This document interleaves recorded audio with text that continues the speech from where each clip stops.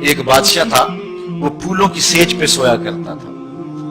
خادمہ اس کے لیے پھولوں کی سیج بچھایا کرتی تھی۔ مدت گزر گئی، پھولوں کی سیج پہ سونے کا عادی تھا۔ ایک دن خادمہ نے سوچا، لونڈی نے سوچا، روزانہ بادشاہ اس سیج پہ سوتا ہے، پتہ نہیں کیا لطف ہوگا۔ اس سیج کا لطف اٹھانے کے لیے وہ بھی لیٹ گئی۔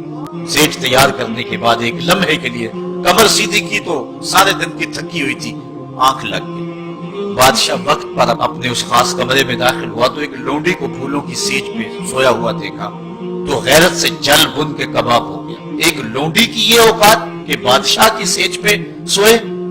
اس نے جلاد کو بلایا، کہا اس کو الٹا لٹکاؤ اور اتنا مارو کہ اس کی جان نکل جائے، تاکہ باقی خدام کو پتا چل جائے کہ بادشاہوں کی سیجیں، ان کے بستر، ان کے گھر کتنے مقدس ہوا کرتے ہیں۔ لونڈی کو الٹا لٹکا دیا گیا اور جلاد ضرب پہ ضرب لگا رہا ہے، کوڑے پہ کوڑا مار رہا ہے۔ وہ چیختی ہے، روتی ہے، بچا لو مجھے، میری جان نکل رہی ہے۔ روتے روتے کیا خیال آیا کہ اس نے ہنسنا شروع کر دیا۔ بادشاہ نے جلاد کو کہا رک جا، اس لونڈی سے پوچھ روئی کیوں ہے، اسے یہ بھی پوچھ ہنستی کیوں ہے۔ جلاد نے کہا لونڈی بتا روتی کیوں ہے۔ اس نے کہا تجھے نہیں پتا جب کوڑا لگتا ہے تو جان نکلنے کو آتی، نزا کا عالم طاری ہو جاتا ہے۔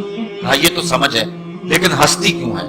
کہا ہنسی مجھے اس بات سے آئی ہے کہ چند لمحوں کے لیے سوئی ہوں، اتنی تکلیف کاٹ رہی ہوں، سوچا عمر بھر ہوگی سوتے ہوئے، جس کو اس کا کیا بنے گا، جس کی زندگی بیت گئی اس سیج پہ سوتے ہوئے، اس کا کیا بنے گا۔ صاحبو، یہ دنیا پھولوں کی سیج نہ بنائیں، اس دنیا کو اللہ کی عبادت کے لیے گزاریں، ذکر فکر میں گزاریں، سحری کے وقت اٹھ کے مصلی پہ کھڑا ہو کے رونا سیکھیں، اللہ کے حضور آئیں، رزق کی تلاش میں رازق کو بھول نہ جائیں۔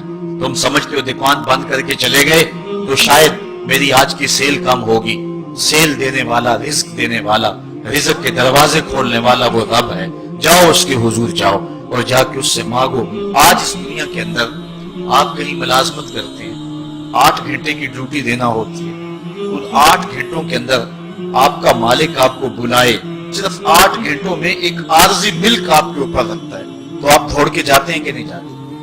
آپ کے مہمان بھی آپ کے پاس بیٹھے ہوں اور آپ چائے بھی ان کو پلا رہے ہیں، لیکن باس بلا لے آپ کو اور وہ گھنٹی دے تو آپ بیل پہ سب کو چھوڑ کے بھاگتے ہیں کہ نہیں بھاگتے؟ مہمانوں سے بھی معذرت کرتے ہیں، مجھے باس نے بلایا، آپ دوڑتے جا رہے ہیں۔ یار ایک دنیا کا باس بلائے تو مہمانوں کو چھوڑ کے، چائے کو چھوڑ کے، مرغن غذاؤں کو چھوڑ کے، سب کو چھوڑ کے بھاگ جاتے ہیں، اور رب کا نمائندہ پکارے حیا علی الصلاۃ اور حیا علی الفلاح، جو بندہ اس کے حضور نہ جائے کتنا بڑا بد نصیب۔